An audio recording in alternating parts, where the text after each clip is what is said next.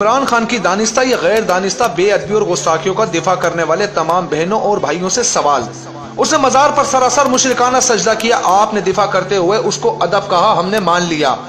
اس سے لفظ خاتم النبیین 3 بار پڑھانے پر بھی ادا نہ ہو سکا اور معنی خیز ہنسی آپ نے دفاع کرتے ہوئے کہا زبان پھسل گئی تھی، ہم نے مان لیا۔ اس نے کہا کہ میں اللہ کو ہدایت کرتا ہوں، آپ نے دفاع کرتے ہوئے کہا اس کا یہ مطلب نہیں تھا، ہم خاموش ہو گئے۔ اس نے کہا عیسیٰ علیہ السلام کا تاریخ میں ذکر نہیں ملتا، کم ملتا ہے، آپ نے دفاع کرتے ہوئے کم علمی کہا، ہم نے مان لیا اور ہم خاموش ہو گئے۔ اس نے کہا رسول اللہ صلی اللہ علیہ وآلہ وسلم نے ایک بار کہا کہیں میں پاگل تو نہیں ہو گیا، آپ نے دفاع کرتے ہوئے پھر کم علمی کا کہا، ہم خاموش ہو گئے۔ اس نے کہا کہ اللہ مجھے ایسے تیار کر رہا ہے جیسے نبی کو تیار کیا تھا، آپ نے دفاع کرتے ہوئے تعبیر کی غلطی کا، ہم نے مان لیا۔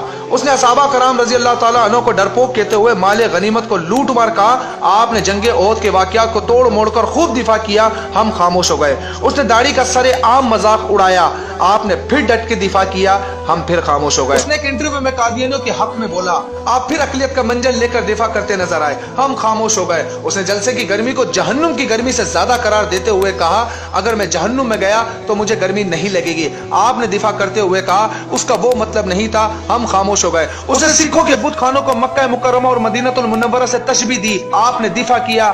اب اس نبی کریم صلی اللہ علیہ وسلم کی ذات پر اس نے پھر جو لفظ استعمال کیا 2 دن پہلے اسپیچ کے اندر جو کوئی بھی مسلمان ادا نہیں کر سکتا، وہ اس نے استعمال کیا۔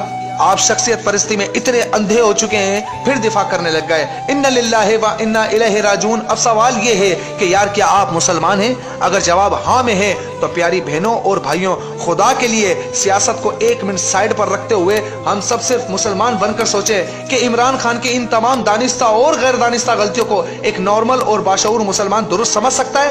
یہ سیاسی پارٹی بازی میں دنیا کے 2 ٹکے کی گھٹیا دلائل دے کر دفاع کر سکتا ہے؟ خدا کے لیے جان رب کو دینی ہے جس نے پیدا کیا ہے، سیاسی وابستگی اور معاملہ ضرور کرو لیکن خدا کے لیے سچ کو سچ اور غلط کو غلط کہنا سیکھو۔ روز محشر آپ کو دنیا کی یہ 2 ٹکے کی سیاسی وابستگی کام نہیں دینے والی، بلکہ آپ کا خالص ایمان اور اعمال کام آئیں گے، اور نبی مہربان صلی اللہ علیہ وآلہ وسلم کی شفاعت نہیں بچانا ہے۔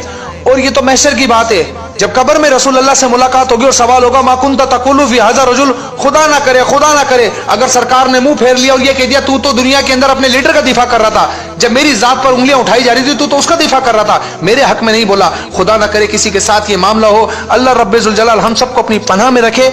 جزاک اللہ و خیرہ۔ میری اس ویڈیو کو دیکھنے کے بعد کھلے ذہن سے سوچیے گا ضرور اور اس کے بعد دعا ضرور کیجیے کہ اللہ مجھے اور آپ سب کو اور ہم سب کو ہدایت نصیب